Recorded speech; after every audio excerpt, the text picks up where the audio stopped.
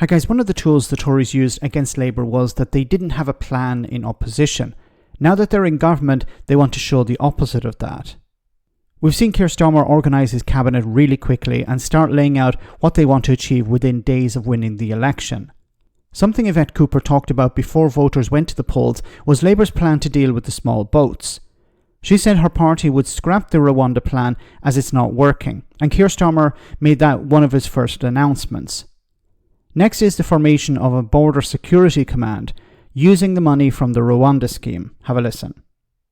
Yes, indeed. I think really the entire cabinet have been getting to work on their priorities this weekend, and clearly the issue of stopping the small boats was really quite central to much of the debate during the election. Labour promised to scrap the Rwanda plan, which was the Conservative government's key strategy to try and reduce the numbers coming over illegally in small boats. Labour's promise instead was to establish this border security command, pledging to smash the people smuggling gangs behind the small boats crossings rather than pledging to send people off to Rwanda after they arrived. So as part of the first steps of that, today Yvette Cooper has been announcing plans to start recruiting the boss of this new command.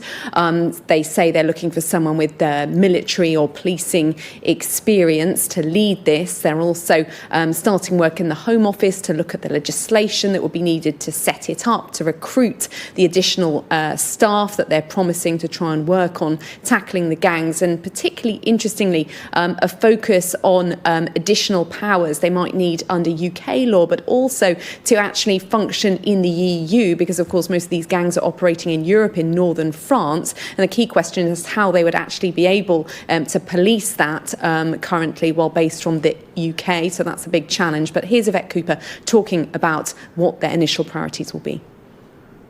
Well, the Prime Minister has obviously set out the position on the Rwanda scheme, where, as we know, the Conservatives ran this scheme for 2.5 years and sent simply 4 volunteers, as well as hundreds of millions of pounds. I will be auditing all of the details around the money and the legislation and the processes, and I will set out more details to Parliament. But the first step in our approach to all of these issues is to make sure we are putting the money instead into boosting our border security, and that is why we are today launching the Border Security Command process to make sure that we can get the new commander and new cross-border police in place in order to strengthen Britain's border security.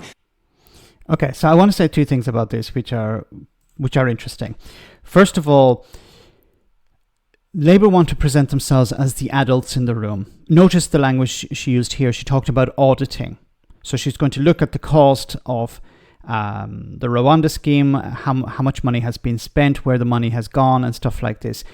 The opposite of what the Conservatives have been doing. So this is, I think, for the public consumption, this is a good approach. The other is, of course, it's about perception. They want to show that they're doing something. Now, whether this border command works or not, I don't know. We'll have to wait and see. But it shows that they're taking a different approach to the Conservatives. The Conservatives, as you know, even people within the party, the Conservative Party and the Conservative government at the time, were criticising the Rwanda scheme. The former Home Secretary, James Cleverly, was criticising it, before he took over, or maybe he was already Home Secretary at the time. Anyway, he was criticising it. Rishi Sunak had criticised it, so he wasn't fully on board with it. So this is a real break from the past.